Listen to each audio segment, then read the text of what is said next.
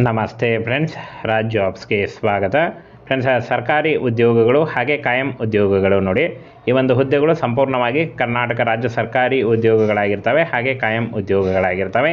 ಈ ಒಂದು ಹುದ್ದೆಗಳಿಗೆ SLC ಮತ್ತು PUC ಹಾಗೂ ಡಿಗ್ರಿ ಆದಂಥ ಅಭ್ಯರ್ಥಿಗಳು ಅರ್ಜಿಗಳನ್ನು ಸಲ್ಲಿಸಬಹುದು.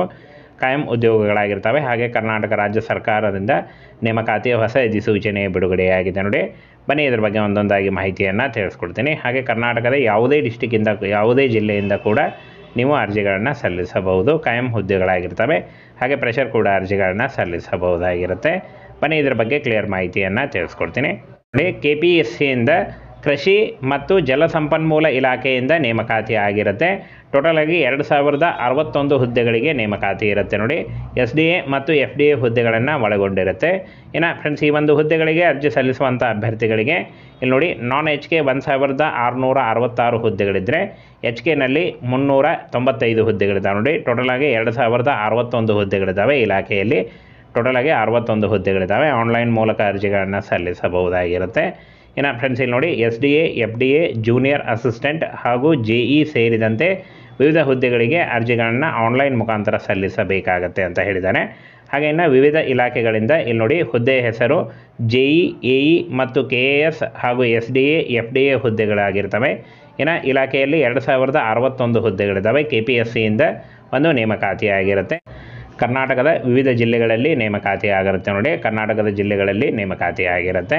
ಹಾಗೆ ಇನ್ನು ವೇತನ ಶ್ರೇಣಿಯನ್ನು ನೋಡೋದಾದರೆ ಫ್ರೆಂಡ್ಸ್, 30,000ದಿಂದ 60,000ವರೆಗೆ ಪರ್ ಮಂತ್ ಸ್ಯಾಲ್ರಿ ಆಗಿರುತ್ತೆ ನೋಡಿ. ಈ ಒಂದು ಹುದ್ದೆಗಳಿಗೆ ಕರ್ನಾಟಕ ರಾಜ್ಯ ಸರ್ಕಾರಿ ಉದ್ಯೋಗಗಳಾಗಿರ್ತವೆ. ಹಾಗೆ DA ಮತ್ತು HRA ಮುಂತಾದ ಸೌಲಭ್ಯಗಳು ಪ್ರತ್ಯೇಕವಾಗಿ ದೊರೆಯುತ್ತವೆ ಅಂತ ಹೇಳಿದ್ದಾರೆ.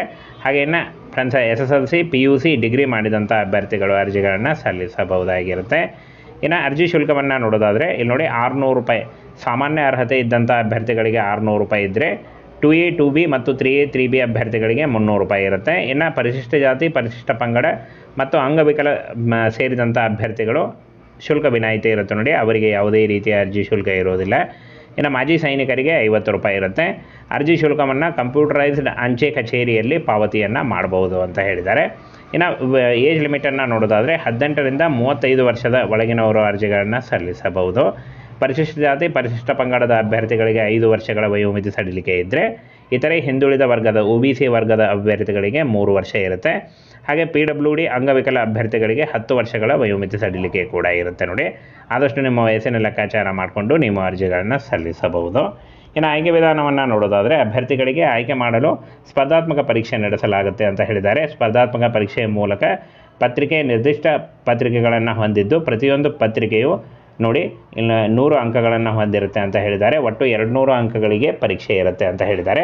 ಹಾಗೆ ಪರೀಕ್ಷೆಯಲ್ಲಿ ಋಣಾತ್ಮಕ ಮೈನಸ್ ಮೌಲ್ಯಮಾಪನ ಇದ್ದು, ಪ್ರತಿ ತಪ್ಪು ಉತ್ತರಕ್ಕೆ 4ನೇ 1 ಭಾಗ ಅಂಕವನ್ನು ಕಳೆಯಲಾಗುತ್ತೆ ಅಂತ ಹೇಳಿದ್ದಾರೆ ನೋಡಿ. ಮೈನಸ್ 1 ಅಂಕಗಳು ಕೂಡ ಇರ್ತವೆ. ಹಾಗೆ ಇನ್ನು ಅರ್ಜಿ ಹಾಕುವ ವಿಧಾನವನ್ನು ನೋಡೋದಾದರೆ ನಿಮ್ಮ ಸ್ಕ್ರೀನ್ ಮೇಲೆ ರೆಡ್ ಇಂಕ್ನಲ್ಲಿ ಕಾಣಿಸ್ತಾ ಇರೋ ಈ ಒಂದು ಅಫಿಷಿಯಲ್ ವೆಬ್ಸೈಟ್ಗೆ ಹೋಗಿ ನೀವು ಅರ್ಜಿಗಳನ್ನು ಸಲ್ಲಿಸಬಹುದಾಗಿರುತ್ತೆ. ಹಾಗೆ ಇನ್ನು ಈ ಒಂದು ಹುದ್ದೆಗಳು ಅರ್ಜಿ ಸಲ್ಲಿಕೆಗೆ ಸದ್ಯದಲ್ಲೇ 4ನೇ ವಾರದಲ್ಲಿ ಈ ಒಂದು ನೇಮಕಾತಿ ಶುರುವಾಗುತ್ತೆ ನೋಡಿ. ಅತಿ ಶೀಘ್ರದಲ್ಲಿ ಈ ಒಂದು ನೇಮಕಾತಿ ಇರುತ್ತೆ. KPSCಯಿಂದ ಈ ಒಂದು ಹುದ್ದೆಗಳು ಕರ್ನಾಟಕ ರಾಜ್ಯ ಸರ್ಕಾರಿ ಉದ್ಯೋಗಗಳಾಗಿರ್ತಾವೆ ನೋಡಿ.